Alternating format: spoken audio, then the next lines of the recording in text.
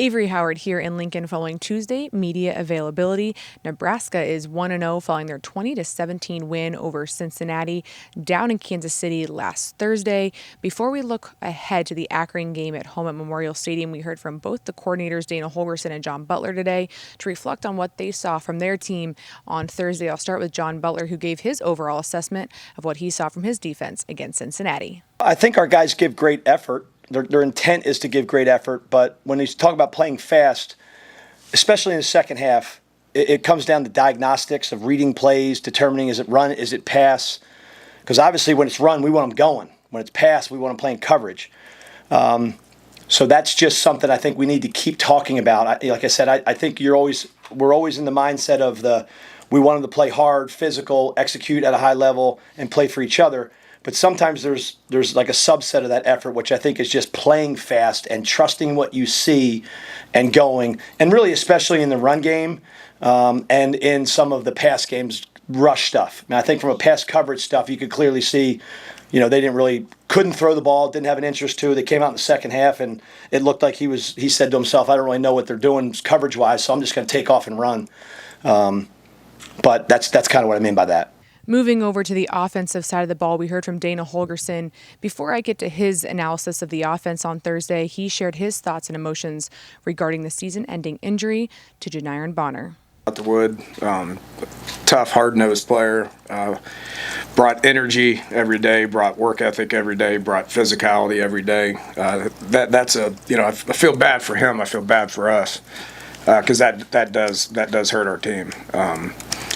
Special teams wise and offense, he just did so much, and his attitude was so dang good and his work ethic was so good. It's going to take multiple people to replace him. There's nobody on our team that can do what he does. The topic of the game itself, Coach Holgorsen said all wins are hard, and at the end of the day, it was a win against a quality opponent, and they did so by executing the game plan. But this week, the emphasis for Holgorsen will be explosive plays isn't what I expect. We're going to keep harping on that. Unfortunately, I didn't see it out there again today. How do you fix that? One's the structure of the defense that we played and what the game plan was. That allowed us to win. Okay. Two, we got to do a better job of blocking downfield when we get people in the open field. We got to do a better job of blocking downfield. We got to do a better job of staying on our feet and making people miss. We made somebody miss 6 times out of 78 times. It's not, or 64 times is when they had to tackle us. So, we're gonna work hard on that combination of, like I said, downfield blocks, springing people. We had the ball 3 times in the open field and fell down. I saw people falling down out there today. So staying on your feet, being athletic, making people miss. It's an emphasis of where I'm at right now because we have to become more explosive, and right now we're just not. Moving on to a few of the players we heard from, starting with Deshaun Singleton. He shared exactly what that game against Cincinnati taught him and this defense early as they move on to week 2. I feel like we had to work on our angles and tackling, working on the perimeter right now, and just really just effort to the football. We need more effort to the football. All 11 people to the football. It was Malcolm Hartzog who sealed the win for Nebraska on Thursday with the game-ending interception. Deshaun Singleton walks us through the exact moment he knew Malcolm was going to make that play. It was we were disguising cover 2, so it was making it look like a one-high shell. When the ball snapped, I was becoming the middle run-through, and as the ball dropped, I seen the receiver, and then I seen Malk come out of nowhere, and I just had a smile on my face the whole time. I said, go get it, Malk. And he go up and gets it. Next, we heard from Teddy Prohaska, who reflects on how special it was to get through a game on Thursday following a long recovery from injury. He now shares what it will mean to play a snap inside Memorial Stadium. A lot of belief in myself and this staff here and the protocol they put me on to get me back, the rehab and all that. I've been through it my freshman year. We have all these brand new facilities. So I think I told my dad, I was like, there's no other place in the country that I'd want to be hurt than here with this staff and with these, resources that we have. So it never really crossed my mind that I couldn't get back. No, I'm super excited. It's like I said, it's been a long time since I've played it down in front of those fans at home. So I'm just looking forward to it. Gonna keep, prepping for Akron this week, and I'm just excited. Next, we heard from quarterback Dylan Raiola, who shares his full assessment of how he thought he performed and what the offense looked like on Thursday against Cincinnati. I played fairly well, good enough to win the football game. There's a handful of plays I wish I could have had back.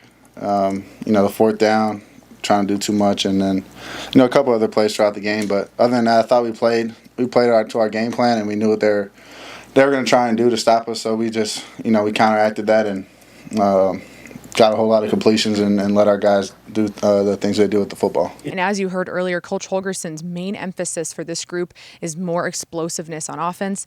Dylan shared where his role fits into making sure that happens. My role is to read the defense, and if it allows, to push the ball down the field, and if not, get the ball in play and let my guys do catch and run. They do that very well. So, like he always says, routine plays, and routine plays lead to X plays, and X plays lead to first down, and first downs lead to touchdown. So that's kind of how it rolls. And when Dylan was asked how excited he is for a home game, a night game at Memorial Stadium this Saturday, he had a message not only for the fans, but for all the recruits out there listening too. It's a special place. I know every time we practice in the stadium, it's even though nobody's in there, it's a special feeling. And to kind of run out the tunnel and tunnel walk and the whole experience of a game day here is second to none in college football. And that's why I think there's no reason why the top recruits and then top players in the country shouldn't want to come play at a place like this. So they'll see what the atmosphere is like, and obviously when we run out there to kind of just